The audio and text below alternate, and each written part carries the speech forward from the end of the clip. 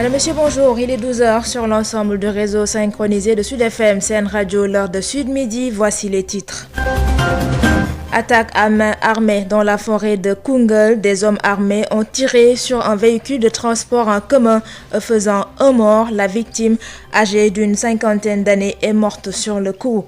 La liste des victimes de l'immigration clandestine s'allonge avec le décès de 2 jeunes originaires de Koungheul. Ils étaient âgés de 25 et 27 ans. Alliance APR réunie pour l'ancien ministre Mamadou Ndoye. Tout a été bien calculé par Idrissa Seck. D'ailleurs, il estime que le leader de Réumi fait partie des cyniques en politique. Vous l'entendrez dans ce Sud Midi. Il était l'invité de Bayoumar Gueye dans Objection de ce matin. L'actualité internationale et la rétrospective des faits marquants de la semaine avec Marie-Rosaline Ndiaye vont boucler ce Sud Midi mis en onde par Pape Abdoulaye Dieye.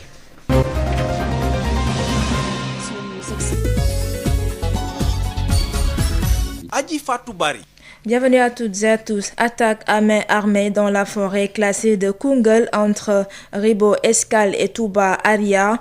Au nombre de 2, les assaillants ont tiré sur un véhicule transportant des commerçants au marché hebdomadaire de Koungheul, faisant un mort. Mamadou Kamara. Une vendeuse de friperie âgée d'une cinquantaine d'années et originaire de Touba Mbaké a perdu la vie dans une attaque à main armée à Koungheul. Des malfaiteurs armés ont immobilisé un véhicule qui transportait des commerçants qui se rendaient au marché hebdomadaire de Koungkag dans le département de Koungheul. Ces assaillants ont tiré des coups de feu, mais une des balles a transpercé la vitre du véhicule avant d'atteindre la commerçante qui a rendu l'âme sur le coup. Il faut signaler que ces assaillants se sont rapidement volatilisés dans la nature, mais ils sont partis bredouilles parce qu'ils n'ont rien emporté avec eux. La gendarmerie de Koungheul a ouvert une enquête qui suit son cours. Kaoulak, Mamadou Kamara, Sud FM. Retenez que le département de Koungheul a perdu 2 de ses fils qui tentaient l'aventure vers l'Europe. Il s'agit d'un étudiant en master âgé de 27 ans et d'un taximan de 25 ans, tous 2 candidats à l'immigration clandestine. Une nouvelle qui plonge toute la capitale du Bambouk dans la tristesse et la consternation. Sud FM, l'info, c'est ici. Alliance APR réunie pour l'ancien ministre Mamadou Ndoye. Idrissa Seck fait partie des cyniques en politique. Tout est calculé chez lui. Le devoir invoqué, Mamadou Ndoye n'y croit guère. Il n'y a pas de devoir, encore moins d'éthique dans la bouche de Idrissa Seck, clame toujours l'ancien secrétaire général de la LD.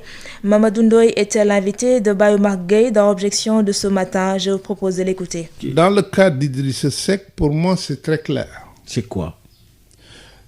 Idrissa Seck, il n'y a pas d'autres explications que celle que moi, disons, à laquelle je crois. Peut-être qu'il y a d'autres explications. J'ai entendu de sa part, bien sûr, qu'il a évoqué la crise mondiale, il a évoqué la crise au niveau de la région, il a évoqué la crise au niveau national, il a parlé de son devoir de participer au redressement économique. Et des forces politiques. Au redressement économique dans cette situation de crise, son devoir également de préserver un îlot de paix dans la sous-région, etc., etc. Et sous le couvert du devoir, je ne crois pas au devoir dans la bouche d'Idrissa Seck. Pourquoi? Parce qu'Idrissa Seck, en politique, n'a jamais cru au devoir. Jamais. Ah oui? Idrissa Seck fait partie de ce qu'on appelle les cyniques en politique. Tout est calcul chez lui. Il n'y a pas de devoir, il n'y a pas d'éthique en politique. Chez Idrissa Seck. Détenez-vous. Mais il y en a plusieurs. Quand le politicien considéré comme le plus tortueux du Sénégal, vous arrivez à le détourner pratiquement, à être plus rusé que lui, à lui prendre son argent, vous pensez que celui-là en politique croit à la morale et à l'éthique?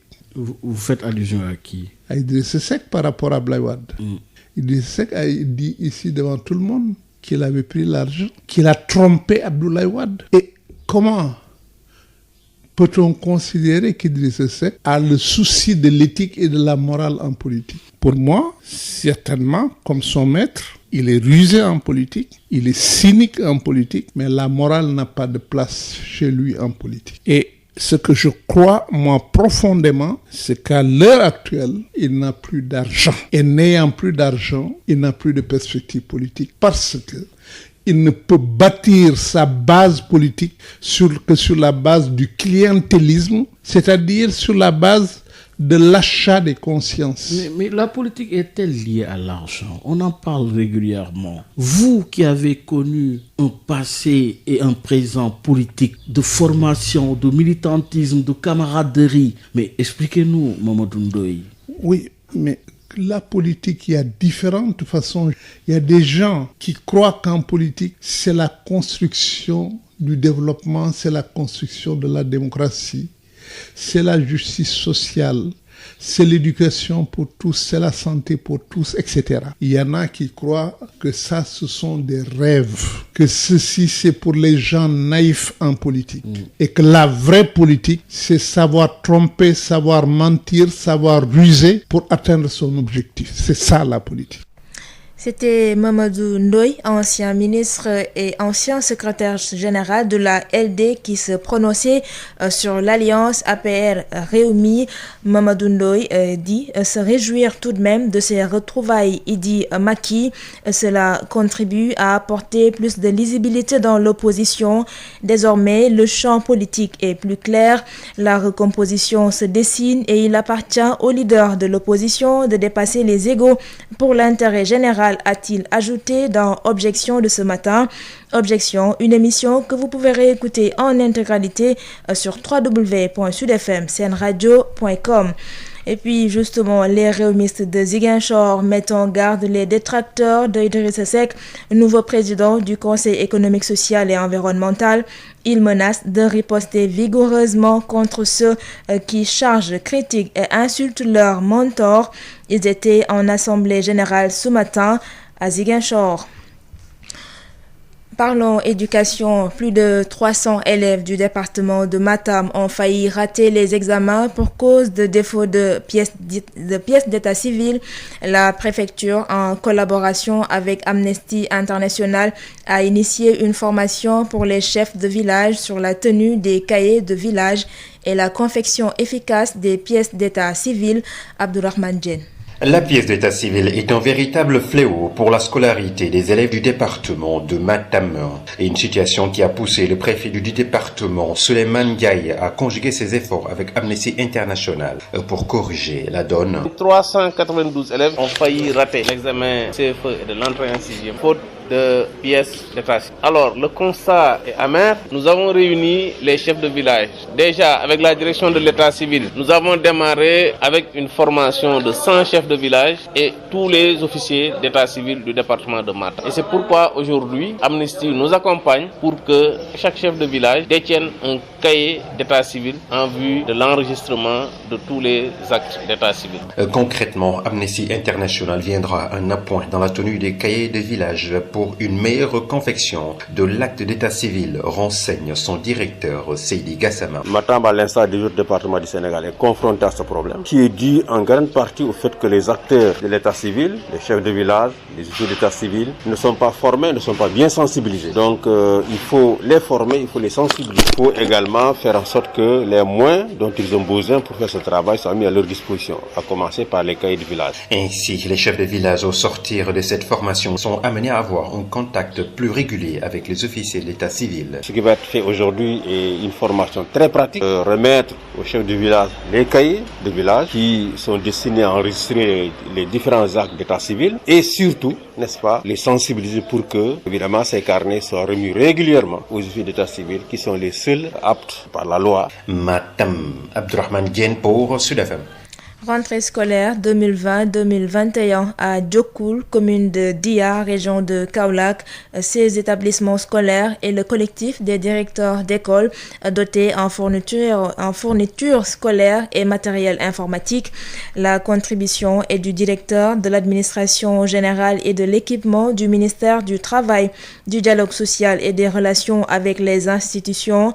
Tamsir Gueye est au micro de Mamadou Camara. Un natif de la localité, un collaborateur coordinateur du président de la République qui vient traduire en acte la vision du président de la République, son excellence Macky Sall. Et cette vision se traduit aujourd'hui dans le domaine de l'éducation à travers un don d'un lot de fournitures scolaires composé de 12 000 cahiers, de 3 663 bics bleus, 3 663 bics verts, 4 ordinateurs, dont 2 pour les codecs, nous avons 2 codecs, et ensuite 2 autres pour récompenser l'excellence. Et on va primer le premier du centre OBFM pour le centre de Dia et le premier du centre de Ngor. Et ensuite 2 vidéoprojecteurs, 2 écrans projecteurs et 300 livrets scolaires. Nous venons de boucler donc le processus de modernisation et pour inscrire donc là vraiment les 2 codecs dans l'ère du numérique. Et cela, nous l'avons entamé en 2017-2018. On avait mis à la disposition donc de chaque codec une photocopieuse grand format multifonctionnel. En 2018-2019, nous avons mis à la disposition des codecs un ordinateur de bureau et une imprimante multifonctionnelle. En 2020, nous mettons à leur disposition 2 ordinateurs portables, 2 vidéoprojecteurs et 2 écrans de projection pour boucler le processus de numérisation donc, des activités donc, du codec. Et maintenant, cette année-ci, quand nous avons recensé l'ensemble des admis au CFE et à l'entrée en 6e, la commune totalise 300 admis à l'entrée en 6e et nous aurons donc 300 élèves qui vont quitter la classe CM2 pour aller faire la classe de 6e. Le démarrage là, donc, il y a un livret qui est très important qu'on appelle le dossier de bac. Et pour faciliter aussi les parents, nous avons chaque année commandé autant de livrets de bac que nous avons donc délivrés à l'entrée en 6e. Cette année-ci, nous avons 300, nous en avons commandé 300, c'est-à-dire chaque élève qui va s'inscrire en classe de 6e n'aura pas acheté donc un livret de bac. Venons-en au point Covid de ce dimanche. 15 nouvelles contaminations ont été enregistrées ces dernières 24 heures, dont 11 issues de la transmission communautaire, réparties entre Dakar, Thiès, Mekhe et Tivaouane. 19 patients, quant à eux, ont recouvré la santé. Le point complet, c'est avec Dr Mamadou Ndiaye, directeur de la prévention. Sur 797 tests réalisés, 15 sont revenus positifs, soit un taux de positivité de 1,88%. Les cas positifs sont répartis comme suit. Aucun cas importé n'a été enregistré au niveau de nos différentes portes d'entrée aériennes, maritimes et terrestres. Nous avons eu 4 cas contacts suivis par nos services et 11 cas issus de la transmission communautaire répartis entre Dakar Plateau 3, Thiès 2, Yoff 2, Fass Delorme 1, Médina 1, Mekhe 1 et Tivaouane 1. 19 patients hospitalisés ou suivis dans les domiciles ont été contrôlés négatifs et déclarés guéris. Un cas grave est pris en charge dans nos services de réanimation. Aucun décès n'a été enregistré ce samedi 7 novembre 2020. L'état de santé des autres patients hospitalisés est jugé stable. À ce jour, 15 708 cas ont été déclarés positifs, dont 15 336 guéris, 326 décédés et donc 45 patients sous traitement. Le ministère de la Santé et de l'Action sociale souhaite un prompt rétablissement aux patients retenus dans nos services et ou suivis dans les domiciles. Le ministère de la Santé et de l'Action sociale exhorte les populations au respect strict des mesures de prévention individuelles et collectives. Sud FM vous transporte partout au Sénégal et dans le monde. Sud International. Au Mali, visite de solidarité et de soutien du secrétaire général de l'Organisation internationale de la francophonie. La levée de la suspension du Mali de l'OIF a été le temps fort de ce séjour. Sori Ibrahim Maïga. C'est en fin d'après-midi que la secrétaire générale de l'Organisation internationale de la francophonie, Madame Louise Moussi-Kiwabo, a été reçue par le président Bandao, à qui elle a transmis un message de son organisation. Aux autorités de ce pays, à commencer par le président de la République, un message de solidarité, de soutien de l'organisation que je représente, la francophonie, et pour dire que notre organisation, dans sa diversité, qui se retrouve sur tous les continents, est aux côtés des Maliens dans cette période qui n'est pas facile. Celle qui dirige l'OIF depuis le 12 octobre 2018 dira que le Mali n'est plus sous sanction de la francophonie depuis ce 5 novembre. Annoncé aussi que, pas plus tard qu'hier, la francophonie a levé la suspension du Mali qui était intervenue lors des événements du mois d'août.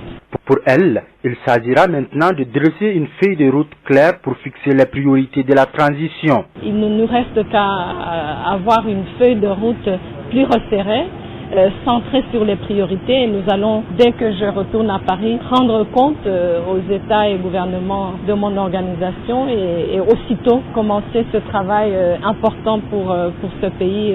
À noter que le secrétaire général de cette institution francophone a également été reçu par le Premier ministre Mokhtar Wane. Sori Ibrahim Mega, Bamako, Sud FM. Et puis aux États-Unis, le nouveau président élu, Joe Biden, 77 ans, s'est engagé à être un président qui rassemble et non pas qui divise. Il est temps de guérir l'Amérique, a-t-il lancé devant des centaines de partisans réunis dans son fief de Wilmington.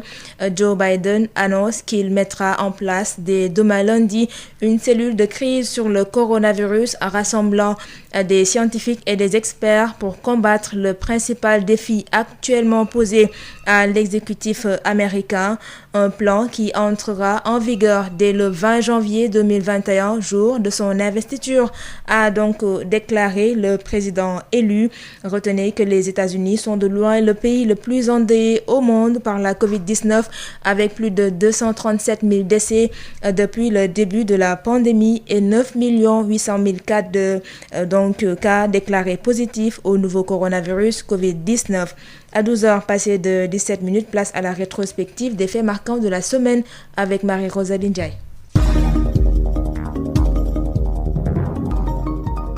Bonjour à tous, vous suivez la rétrospective des faits saillants de la semaine sur Sud FM Sen Radio.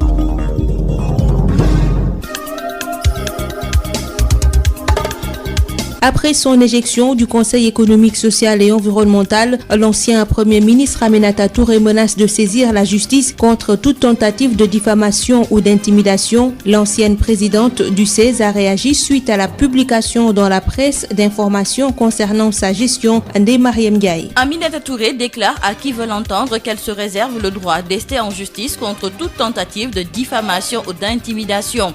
L'ancienne présidente du Conseil économique, social et environnemental réagit suite à la publication dans la presse du jour d'informations concernant sa gestion, et sur ce point, elle se veut claire et informe que depuis qu'elle a eu à diriger le Conseil économique, social et environnemental pendant 16 mois, elle l'a fait en stricte conformité avec les règles et standards de bonne gestion. D'ailleurs, ajoute-t-elle, les documents de vérification sont en ordre et disponibles au niveau de l'institution, ainsi que sa déclaration de patrimoine déposée à l'OFNAC. Selon certains quotidiens, le chef de l'État Macky Sall détiendrait des bombes concernant la gestion de Aminata Touré à la tête du Conseil économique, et c'est ce qui aurait précipité son départ. Et ce même quotidien de trouver troublant le départ de l'agent comptable particulier. Un autre quotidien indexe aussi la gestion de Aminata Touré, sa gestion des ressources humaines au Conseil économique, car elle aurait procédé à des recrutements massifs.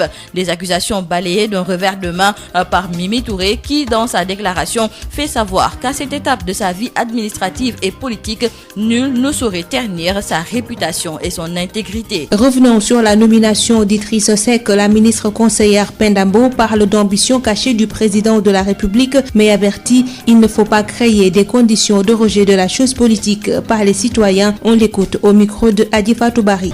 Il ne faut pas qu'on crée les conditions aujourd'hui de rejet de la chose politique par les citoyens en tant que tels.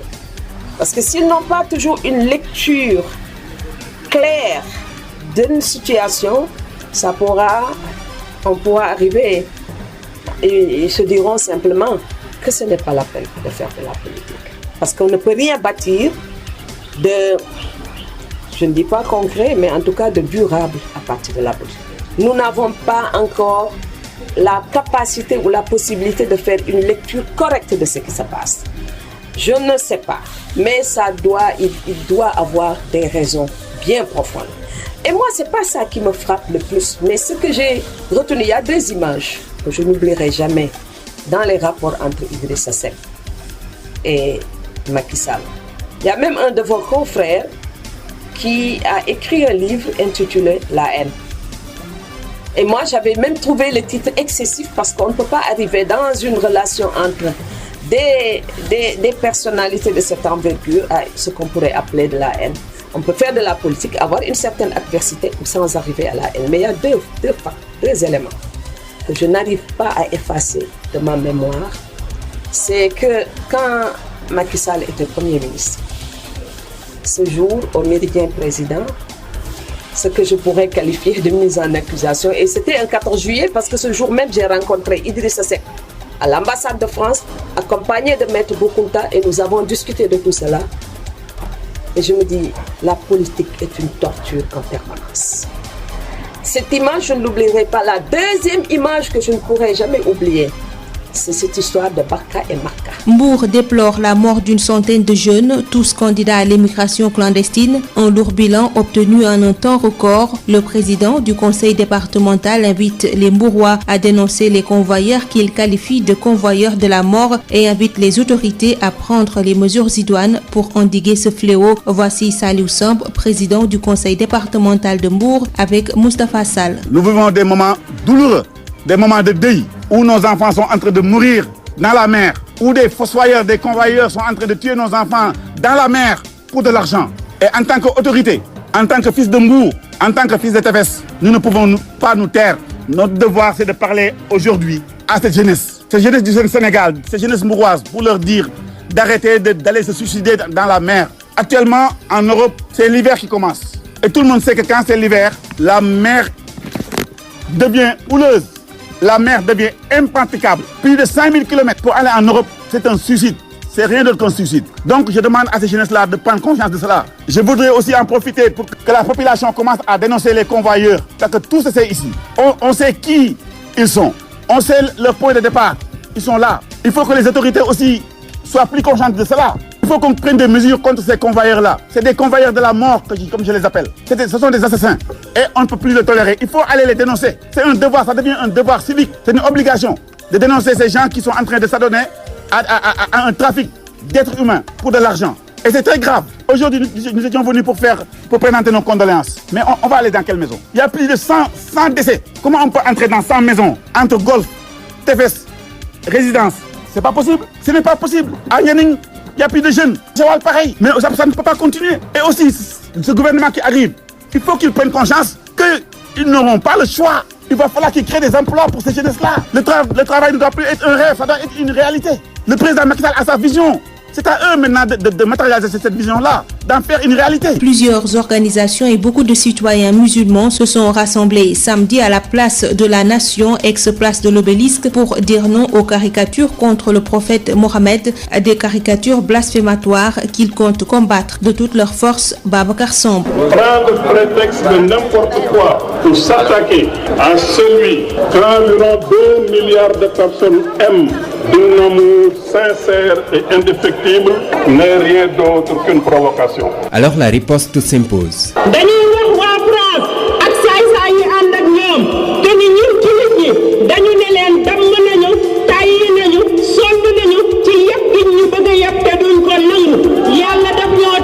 Une riposte pacifique mais forte et massive.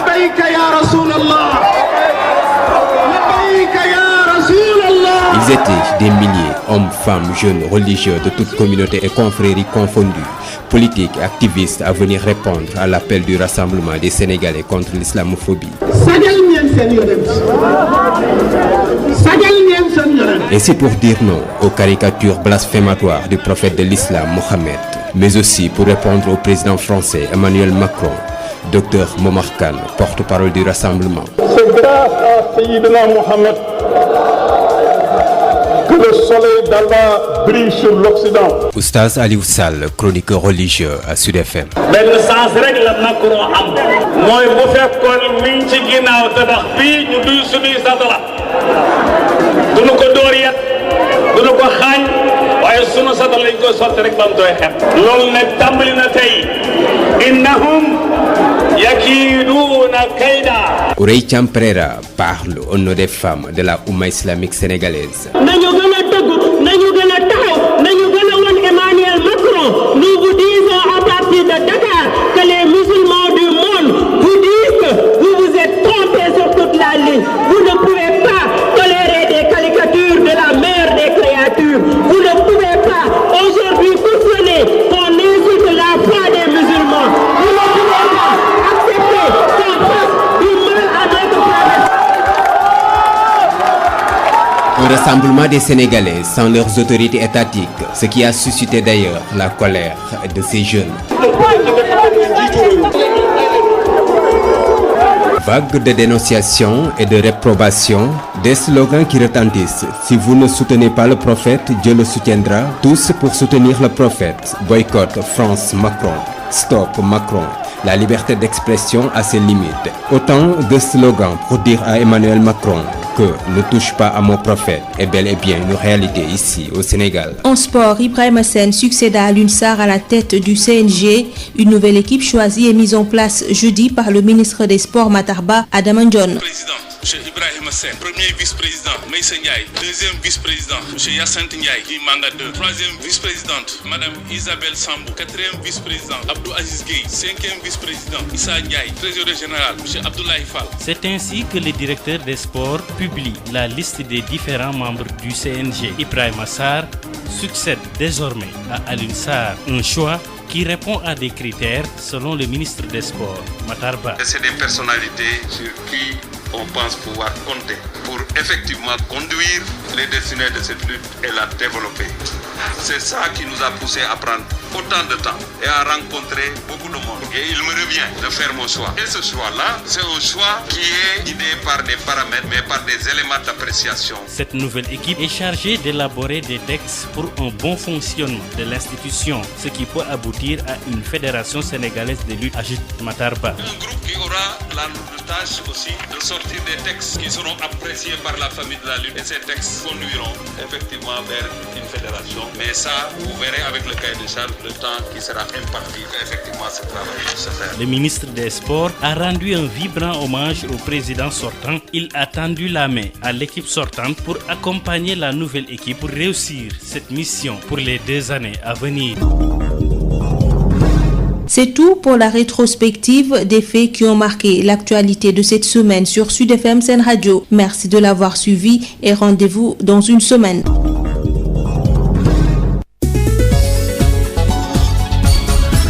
Adji Fatou Bari. 12h28, c'est la fin de ce journal, mais avant de nous quitter, le rappel des titres. Attaque à main armée dans la forêt de Koungheul. Des hommes armés ont tiré sur un véhicule de transport en commun faisant un mort.